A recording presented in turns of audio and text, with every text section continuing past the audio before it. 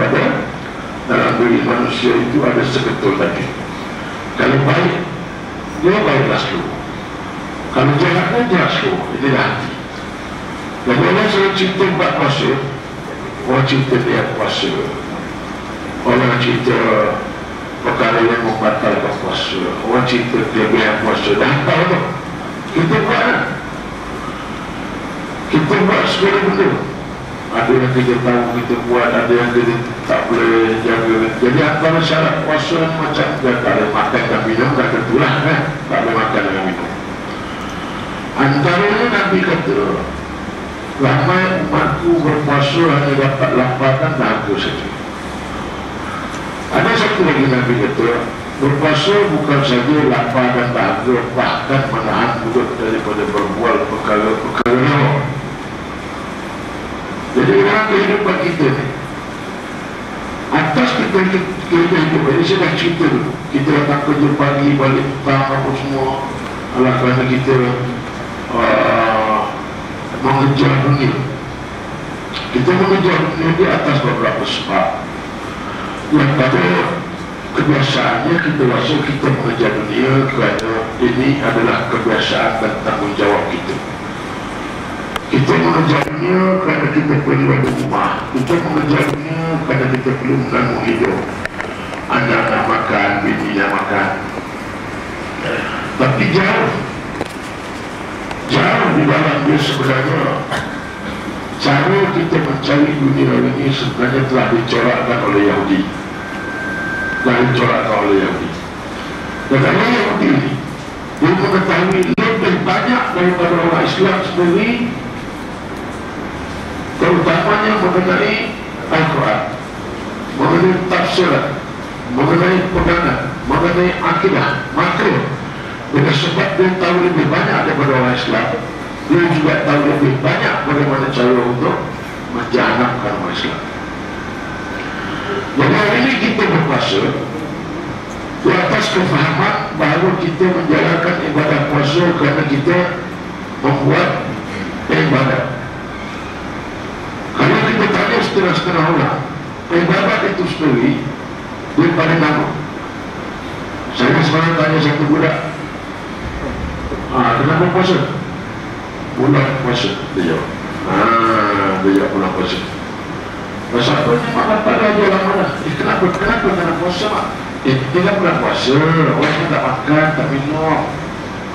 Okey, belum belajar. Kemudian selepas ada satu lagi saya tanya orang, kenapa puasa? Sebab kita orang Islam. Dia jawab okey ya. Sebab kita orang Islam. Dia jawab, macam mana kita orang Islam? Orang puasa? Senang dia jawab. Okey, dia mendengar dia. Jadi kita ni sebenarnya, kita berpuasa, kita dilatih. Ada saya pernah beritahu bahawa dalam segala sebelum kita menempuh ibadat, sebelum kita menjalani hukum hakam, sebelum kita diperberatkan dengan masalah-masalah kehidupan, ilmu pertama yang wajib tak belajar berusaha, nama ilmu ni awalul bin ma'rifatullah.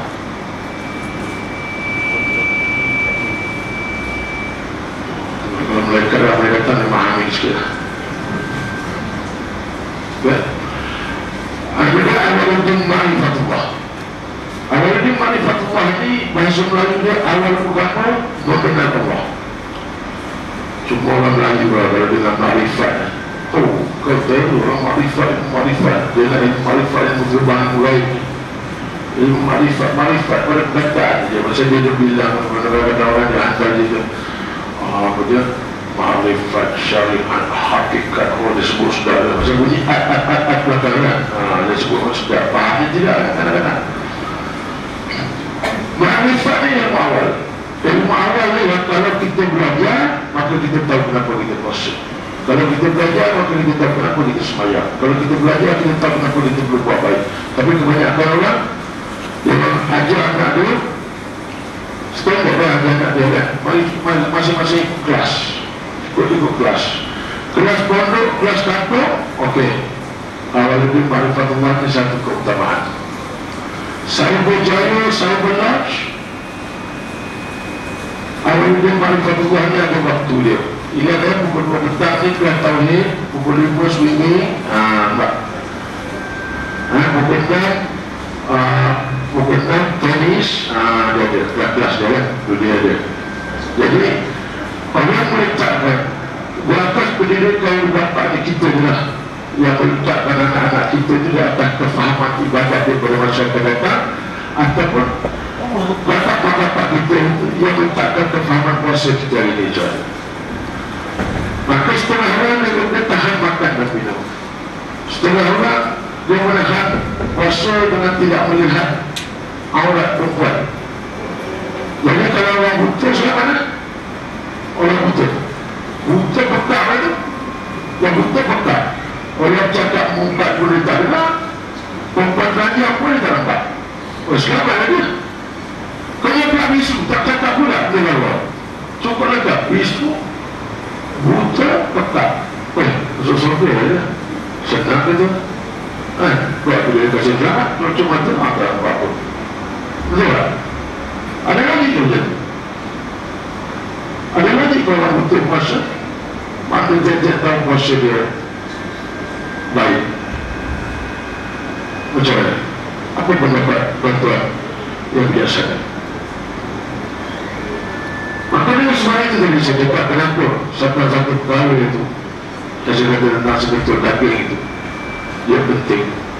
Kita berpuasa ini di atas kesedaran kita pertamanya, kalau kita puasa kerana apa? Pertama, kalau kita puasa kerana dia bulan puasa, kalau kita berpuasa kerana keturunan, kita berpuasa kerana ikut orang ramai buat, maka kita langsung tak dapat apa-apa. Walaupun kita tak makan, tak minum, tak tengok perempuan, tak dengar orang bukan, mulut tak kata-kata satu benda pun kita tak dapat. Tak apa-apa, sama. Itu saya kata, jadi kita start berpuasa pada umur berapa? Katalah kita berpuasa pada ketika umur dalam 10 tahun, umur 10 tahun. Berpuasa pada umur 10 tahun itu kategori nafsu yang dibangun pada masa umur 10 tahun dalam berpuasa, namanya nafsu amarah. Ini kalau biasa saya dengar bab-bab nafsu ini buat tasawuf sikit. Nafsu amarah namanya. Nafsu amarah ni macam mana? Budak-budak nafsu amarah kadang-kadang dia buka puasa semua benda dijamin makan-makan. Time budak-budak lah.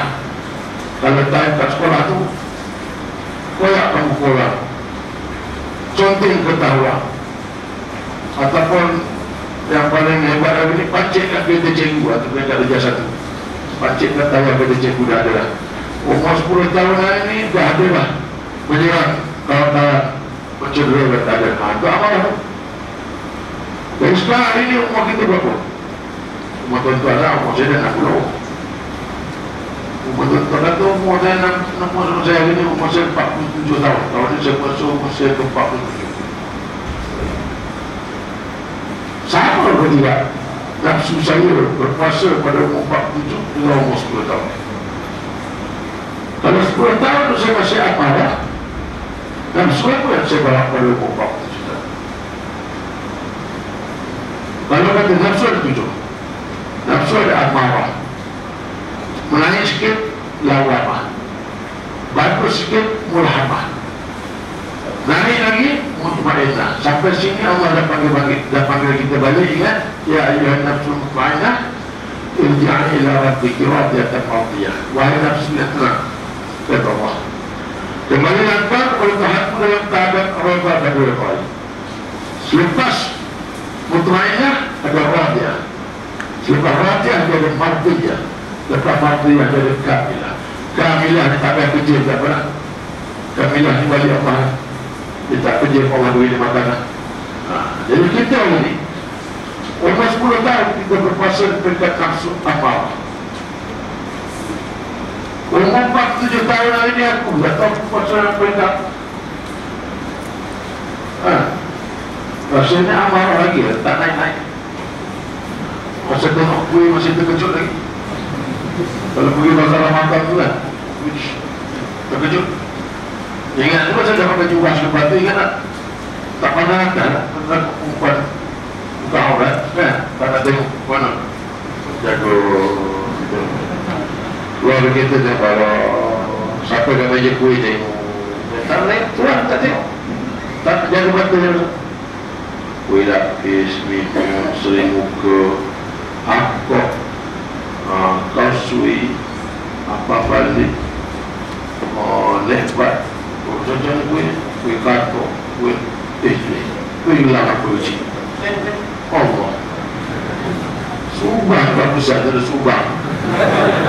Ingat kuih hilang. Usah sama tinggi yang uji kuih. Itu ke situ. Jahanam juga. Kadang-kadang pergi pasar Ramadan suruh bini ya, pergi beli duduk. Duduk kantong sampah, parking atau sampah malah. Jangan ada macam itu buat sampah pula. Seksi je aku mewahnya kan. Tak tengok rugi semalam minum kopi Radix.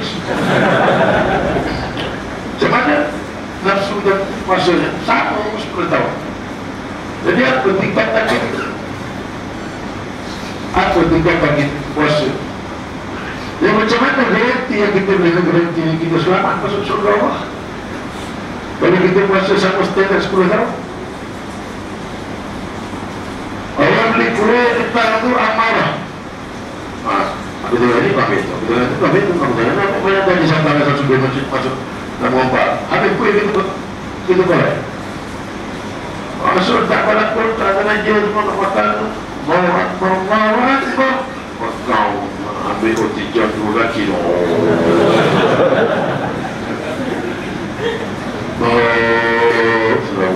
Setelah itu tak boleh datang dan menyesal.